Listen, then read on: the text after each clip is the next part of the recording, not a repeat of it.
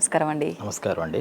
గురుగారు, మనకు సెప్టెంబర్ నెలలో 17 లేదా 18 ఈ 2 తేదీల్లో ఏదో ఒక రోజు చంద్రగ్రహణం అయితే రాబోతోంది అని చెప్పి వింటున్నాం. నిజంగా అది మన ప్రాంతానికి ఉందా? ఏ ప్రాంతాల్లో వర్తిస్తుంది చంద్రగ్రహణ ప్రభావము? దాని గురించి డీటెయిల్గా ఎక్స్ప్లెయిన్ చేయండి. సెప్టెంబర్ 18వ తారీఖు పౌర్ణమి, భాద్రపద పౌర్ణమి రోజు చంద్రగ్రహణం ఉంది అనేది ఇప్పుడు నడుస్తున్న ప్రచారం. ఓకే.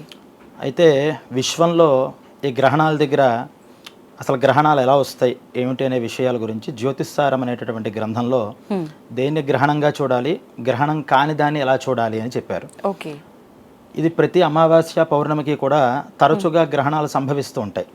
కానీ అన్నీ కూడా భూమి మీదకి కనిపించవు, భూమి మీద వాటి ప్రభావం ఉండదు. కారణం వీటిల్లో మనం వింటూ ఉంటాం పాక్షిక చంద్రగ్రహణం, అలాగే సంపూర్ణ చంద్రగ్రహణం అని. అయితే రేపు 18వ తారీఖు రాబోయేది ఛాయాగ్రహణం అంటారు. వీటినే పెనుంబ్రాస్ అని మనకి ఆధునికులకి బాగా పరిచయం. అంటే చంద్రుడు సూర్యుడు మధ్యలోకి భూమి వచ్చినప్పుడు ఆ ఉంబ్రా అనేటటువంటి పరిధిలోకి చంద్రుడు పడినప్పుడు చంద్రుడు పూర్తిగా లేకుండా ఉంటాడు కాబట్టి దాన్ని సంపూర్ణ చంద్రగ్రహణము అని చెప్తారు. ఈ పెనుంబ్రా దగ్గరికి వచ్చినప్పుడు దాన్ని ఛాయాగ్రహణము అంటారు. కొన్ని సమయాలలో సగం చంద్రుడే ఆ ఉంబ్రా పరిధిలోకి ఉంటాడు, సగమేమో పెనుంబ్రా పరిధిలో ఉంటాడు. అప్పుడు దాని పాక్షికంగా మనకి చంద్రుడు సగమే కనిపించకుండా ఉంటుంది కాబట్టి దాని పాక్షిక గ్రహణం అంటాం. అయితే 18వ తారీఖు వచ్చేది ఏంటంటే ఈ ఉంబ్రా పరిధిలోకి వస్తుంది. అది అసలు గ్రహణం కింద దాన్ని శాస్త్రాల్లో చెప్పలేదు. కారణం ఏంటంటే మనం వీటిలో రాహువు చంద్రుడిని పడతాడు అని మనం చెప్తూ ఉంటాం మామూలుగా అర్థం అవ్వడం కోసం. అయితే రాహువు పట్టినా పట్టకపోయినా భూమి యొక్క ఛాయ పూర్తిగా దాని మీద పడాలి గ్రహణము అంటే. కానీ రేపు 18వ తారీఖు కానీ అలాగే అక్టోబర్ నెలలో కూడా 2వ తారీఖు సూర్యగ్రహణం కూడా ఒకటి. ఇవి గ్రహణాలన్నీ సూర్యుడికి చంద్రుడికి ఉన్నటువంటి గ్రహణాలు కాదు. అవి కేవలం ఈ సూర్య కాంతి యొక్క ఛాయ పరిధిలోకి ఈ చంద్రుడు వెళ్ళడం వల్ల కొన్ని ప్రదేశాల్లో వాళ్ళకి కనిపించదు అంతే. అది గ్రహణం కింద లెక్కలోకి రాదు. మన భారతదేశంలో అసలు దాని ప్రభావమే లేదు. భారతదేశంలో కూడా మన శాస్త్రాలలో కూడా ఏదైతే గ్రహణం వాళ్ళకి కనిపిస్తోందో కనిపించిన దగ్గర నుంచి వాళ్ళు ఈ గ్రహణ స్నానం అని, విముక్తి అయిన తర్వాత ముక్తి స్నానం అని చేస్తూ ఉంటాం. అసలు గ్రహణమే కనిపించినప్పుడు అది కూడా ఉదయం మనకి రేపు ఇండియన్ టైమింగ్ ప్రకారం గ్రహణం ఎప్పుడు కనిపిస్తోంది అంటే ఉదయం 6:11 నుంచి 10:17 అని, మధ్యాహ్నం 12:30 దాకా అని ఒక లెక్కలు ఒకటి రకంగా చెప్తున్నారు. అయితే ఈ ఉదయం పూట అసలు చంద్రుడే కనిపించినప్పుడు ఆ గ్రహణం మనకి ఎలా వర్తిస్తుంది? వర్తించదు. అయితే మామూలుగా అందరూ చెప్పే ఒక చిన్న లాజిక్ ఏంటంటే చంద్రుడు మనకి కనిపించినా కనిపించకపోయినా భూమంతరికి కూడా ఒకటే కదా చంద్రుడు. ఆ చంద్రుడికి గ్రహణం వచ్చినప్పుడు ఆ ప్రభావం ఖచ్చితంగా మనుషుల మీద ప్రకృతి మీద కూడా ఉంటుంది అని. నిజమే కదండి, ఉండదంటారా మరి? ఇక్కడ గ్రహణం అయితే ఉంటుంది, ఇది గ్రహణం కాదు. ఇందాక మనం చెప్పినట్టు ఆ ఉంబ్రా పరిధిలోకి వచ్చినప్పుడు దాని ప్రభావం భూమంతటిగా కూడా ఉంటుంది. కానీ ఇది ఆ నీడలోకి, అంటే మీకు అది డయాగ్రామ్ లో చూపిస్తే బాగా అర్థమవుతుంది. చంద్రుడికి సూర్యుడు అంటే దాని మూల సూత్రం ఏం చెప్పారంటే జ్యోతిష్ శాస్త్రంలో ప్రకాశింపబడే గ్రహం ఒకటి, ప్రకాశించే గ్రహం ఒకటి. ప్రకాశింపబడేది భూమి, ప్రకాశించేది సూర్యుడు. సూర్యుడు బాగా ప్రకాశిస్తున్నప్పుడు ఈ ప్రకాశింపబడే గ్రహం కనుక దాని ముందరికి ఆ గోళం కనుక వస్తే తన కాంతి అవతల ఉన్నటువంటి ప్రదేశంలోకి కనిపించదు. మన చిన్న రూమ్లో మనం ఉంటాం, లైటింగ్లో మీరు అడ్డొచ్చినా సరే నాకు ఈ పక్కన నేనేమి చీకటి అయిపోను, ఇక్కడ కూడా లైటింగ్ ఉంటుంది చిన్న పారామీటర్లో. విశ్వంలో చాలా ఎక్కువ ప్రదేశం ఉంటున్నప్పుడు ఎప్పుడైతే భూమి ఈ సూర్యుడికి ఎదురుకుండా పడిందో అవతల సూర్యుడు ముందర ఉన్నటువంటిదంతా కూడా సూది ఆకారంలో, అంటే భూమి దగ్గర ఉన్నటువంటి ప్రదేశం లావుగా ఉండి తర్వాత సన్నబడుతూ చీకటి కోణాన్ని అక్కడ ఏర్పరచుకుంటుందిట. దీని రిఫ్లెక్షన్ అంతా కూడా అక్కడ బాగా డార్కెస్ట్ బ్లాక్ గా ఉంటే ఈ భూమి ముందర ఉన్నది ఈ పక్కన ఉన్నది గ్రే కలర్ లోకి మారుతుంది. ఈ గ్రే కలర్ లోకి చంద్రుడు వెళ్ళడం వల్ల వచ్చేటటువంటి పెనుంబ్రా ఇది. ఇది గ్రహణం కాదు. ఇది అసలు గ్రహణమే కానప్పుడు దాని ప్రభావమే ఎందుకుంటుంది?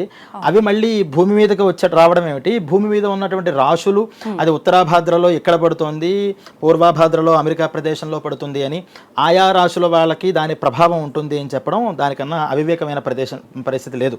ఎందుకంటే ఇవి మనం విశ్వం గమనిస్తున్న వాళ్ళని కనుక అడిగితే ఇంచుమించుగా నెలకి ఖచ్చితంగా ఒక ఇటువంటి పెనుంబ్రాలు వస్తూనే ఉంటాయి. అది ఇప్పుడు కొంచెం మనకి టెక్నాలజీ పెరగడం వల్ల దేనివల్ల గణితం మీద లెక్కలు లేకుండా పూర్వం మన పంచాంగాల్లో ఉన్నటువంటి గ్రహణాలు బట్టి గ్రహణం ఉంది లేదు అని చెప్పేవాళ్ళం. ఇప్పుడు మన ఉగాది రోజు పంచాంగ శ్రవణం చేసినప్పుడు అందరు పంచాంగకర్తలు కూడా క్రోధినామ సంవత్సరంలో గ్రహణాలు లేవు అని చెప్పారు. కానీ ఇటువంటివి తీసుకొచ్చి వాటిని గ్రహణాలుగా అనుకుంటారు అని పూర్వం మన శాస్త్రాల్లోనే ఆ జ్యోతిష్సారావళి అనేటువంటి దాంట్లో గ్రంథంలో గ్రహణం గురించి చెప్తాను, గ్రహణంలా అనుకునే వాటి గురించి చెప్తాను అని గ్రంథకర్త రాశారు. అలా ఇలాంటి డౌట్లు రాకుండా మనం అన్నీ కూడా సిద్ధం చేసుకుని ఉన్నాయి కాబట్టి నిస్సంకోచంగా ఈ సంవత్సరం ఈ గ్రహణమే కాదు, సూర్యగ్రహణం కూడా లేదు. అసలు గ్రహణమే కాదు పట్టేది, అది ఛాయాగ్రహణము అంటారు. సూర్యగ్రహణం, చంద్రగ్రహణం. ఇబ్బందులు మార్పులు జరిగే అవకాశం ఉందా? లేదు. దానివల్ల ప్రకృతిలో వచ్చేటటువంటి పరిణామాలు కూడా ఏమీ ఉండవు, ఎందుకంటే ఇది ప్రతి నెల జరిగే విషయమే కాబట్టి.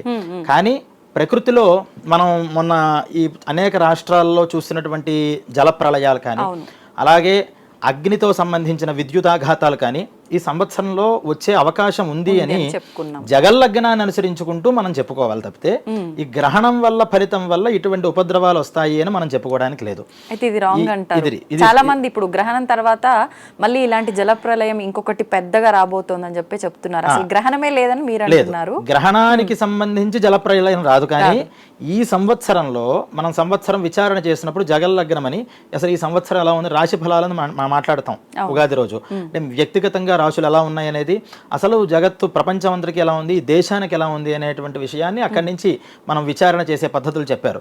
వాటిల్లో ఈ సంవత్సరం నీటికి సంబంధించిన ఉపద్రవాలు కొన్ని చోట్ల ఉంటాయి, కొన్ని చోట్ల అగ్ని ప్రమాదాలు జరుగుతాయి, కొన్ని చోట్ల విద్యుత్తు వల్ల అంటే కరెంటు వల్ల కొన్ని ప్రమాదాలు జరుగుతాయి అని చెప్పారు.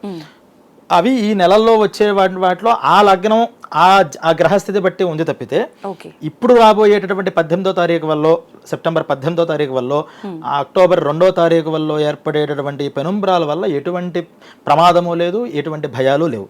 అలాగే గ్రహణం కనిపించకపోయినప్పటికీ కూడా ఆ ప్రభావం మన మీద పడుతుంది అని కొంతమంది చాలా మంది మాకు ఫోన్ చేస్తుంటున్నారు. ఇలా గ్రహాలు వస్తున్నాయి కదా, మా ఈ పలానా రాశండి, మేము ఏందైనా పరిహార ఉపాయాలు చేసుకోవాలని. మన శాస్త్రంలో ఎప్పుడు దోషం ఉన్నప్పుడే పరిహారం చేసుకోవాల్సింది, దోషాలు లేనప్పుడు పరిహారాలు చేసుకుంటే అది మూఢత్వం కింద మారుతుంది అని చెప్పారు. అందువల్ల అసలు గ్రహణాలకి ప్రభావమే లేనప్పుడు దాని పరిహార ఉపాయాలకి వెళ్ళాల్సిన అవసరం లేదు. అలాగే గర్భిణీలు వీళ్ళందరూ కూడా దగ్గర మరి ఉదయం 6 చిల్లర దగ్గర నుంచి మధ్యాహ్నం 12 దాకా, అంటే 5-6 గంటల పాటు వాళ్ళు గ్రహణాలు వచ్చినప్పుడు ఒకే యాంగిల్లో ఉండమని ఇవన్నీ మనం పెద్దవాళ్ళ దగ్గర నుంచి చెప్తూ ఉంటాం. ఇలా ఉండమని, వాళ్ళు అలా చేయాలి అని, లేకపోతే వాళ్ళకి ఇబ్బంది కలుగుతుంది అనేటువంటి భయభ్రాంతులు ఎవరో కూడా పెట్టుకోవాల్సిన అవసరం లేదు శాస్త్రతః. ఇంకొక విషయం ఏంటంటే సూర్యగ్రహణం, చంద్రగ్రహణం పక్కపక్కనే వస్తే ఆ మధ్యలో ఉన్నటువంటి 15 రోజులు కూడా గ్రహణ సంధికాలం అవుతుందని, తద్వారా ఆ సమయంలో పుట్టేవాళ్ళు చాలా అరిష్ట జాతకులు అవుతారు అని కూడా కొంతమంది అభిప్రాయపడుతున్నారు. చాలా తప్పుడు విషయం అది. సూర్య చంద్రగ్రహణాలు అనేక సందర్భాల్లో ఒకే మాసంలో వచ్చినవి ఉన్నాయి. ఒక పౌర్ణమికి చంద్రగ్రహణం, అమావాస్యకి సూర్యగ్రహణం వచ్చిన దాఖలాలు చాలా ఉన్నాయి. ఈ మధ్యకాలంలో ముహూర్తాదులకి అంటే గృహప్రవేశాలు, వివాహాలు ఇవి చేసుకుంటున్నప్పుడు ఈ సంధికాలంలో ఆ శుభకార్యాలు పనిచేయవు అని చెప్పారు తప్పితే పుట్టేటటువంటి వాళ్ళకి అరిష్టాలు కలుగుతాయి అని ఏ శాస్త్రాల్లోనూ చెప్పబడలేదు. ఎందుకంటే పుట్టుక అనేది దైవ నిర్ణయం బట్టి జరుగుతుంది. ఈ సమయంలో పుట్టడం వల్ల వాళ్ళకి అరిష్టాలు వస్తాయి, వాళ్ళ నష్టజాతకులు అని భావించడం వల్ల జనం ఆ సమయంలో పుట్టే వాళ్ళ మీద ఇటువంటి భావంతో వాళ్ళని మనం పెంచితే నిజంగా వాళ్ళు నష్టజాతకులు అవుతారు. అందువల్ల గ్రహణ సంధి కాలం అనేది ముహూర్త విషయాలలో అంటే వివాహాది శుభకార్యాలు చేసుకుంటున్నప్పుడు సంవత్సర సంధి అని ఉంది. అంటే ఉగాదికి 5 రోజుల తర్వాత కానీ, ఉగాదికి 5 రోజుల మునుపు కానీ శుభకార్యాలు పనికిరావు అని. ఇలా నక్షత్ర సంధి, లగ్న సంధి, దిన సంధి అని అర్ధరాత్రి 12ంటికి మనం అర్ధరాత్రి అనుకుంటే 12 నుంచి ఒక అరగంట సేపు వెనకాల కానీ, 12 నుంచి ఒక అరగంట అంటే అరగంట నుంచి 45 నిమిషాలు తర్వాత కానీ ముహూర్తాలు పనికిరావు అని సంధికాలం వాటికి చెప్పారు తప్పితే ఈ జననాలకి వాటికి కూడా సంబంధం లేదని మనం గ్రహించాలి. కాబట్టి నిస్సంకోచంగా మనం మామూలుగా మనం దైనందిక కార్యక్రమాలు ఎలాగైతే చేసుకుంటున్నామో అంతరిక్షంలో జరిగేటటువంటి చిన్న చిన్న గ్రహాల యొక్క గోళాల యొక్క మార్పులుగా దీన్ని స్వీకరించాలి తప్పితే అది గ్రహణము కాదు అనే విషయం మనం శాస్త్రతః పెద్దవాళ్ళ దగ్గర నుంచి అందరి దగ్గర నుంచి కూడా మనం తెలుసుకునే విషయం ఇది. సూపర్ అండి. నిజంగా చాలా మంది చంద్రగ్రహణం ఉందని చెప్పి, అంటే మన దగ్గర లేకపోయినా ఇందాక మీరు అన్నట్టు వేరే దగ్గర ఉన్న ఆ ప్రభావం మన పైన ఉంటుంది, ఖచ్చితంగా జాగ్రత్తలు పాటించాలి, గర్భిణీ స్త్రీలు అయితే ఇంకా ఎక్కువ నిష్ఠతో ఉండాలి, నియమాలు ఎక్కువగా పాటించాలి, ఇలాంటి భయాలు చాలా మంది చెప్తున్నారు, ఉన్నాయి. భయపడుతున్నారు కూడా మన ఈ వీక్షకులు కూడా దేశాంతరాల్లో కూడా ఉంటారు కాబట్టి వాళ్ళకి కూడా ఉద్దేశించి ఈ గ్రహణం యొక్క ప్రభావం యూరోప్, అమెరికా, అలాగే అంటార్కిటిక్, అట్లాంటిక్ ప్రదేశాలలో దీని ప్రభావం ఉంటుంది అని కూడా చెప్తున్నారు. ఇది పాక్షిక చంద్రగ్రహణం అనేటటువంటి ఒక ప్రచారం కూడా సాగుతోంది. వాస్తవానికి ఇది పాక్షిక చంద్రగ్రహణం కాదు, దీన్ని పెనుంబ్రాన్ అంటారు. ఇది ఛాయాగ్రహణము. ఇది చంద్రుడికి సంబంధించిన గ్రహణం ఏమాత్రమూ కాదు. ఆ దేశాలలో కనిపిస్తున్న వాళ్ళకి, ఆ రాశుల వాళ్ళకి ఈ ప్రభావం ఉంటుంది అని చెప్పడం కూడా చాలా అవివేకం అవుతుంది. ఎందుకంటే మన పంచాంగాలలో ఒకవేళ గ్రహణం ఉండి మనకి కనిపించకపోతే ఓ పలానా గ్రహణం ఉంది కానీ భారతదేశంలో కనిపించదు అని ప్రత్యేకంగా రాస్తారు. ఏ పంచాంగాలలో కూడా అసలు గ్రహణ ప్రసక్తే తీసుకుండాలేదు. అంటే ప్రపంచంలోనే గ్రహణం అనేది లేదు. ఇది పాక్షిక చంద్రగ్రహణం అనేటటువంటి ఒక అపోహ వల్ల ఇటువంటి భ్రాంతులు కలుగుతూ ఉంటాయి. ఏ దేశంలో ఉన్న వాళ్ళైనా సరే ఈ గ్రహణానికి ఎటువంటి నియమాలు లేవు. ఇది గ్రహణం కింద మనం పరిగణించాల్సిన విషయంగా మనం దాన్ని స్వీకరించక్కర్లేదు. ఓకే, సంతోషం అండి. నిజంగా అందరిలో ఉండే సందేహాలన్నింటినీ చక్కగా నివృత్తి చేసేసారు మీ మాటల ద్వారా. ధన్యవాదాలు. ధన్యవాదాలు.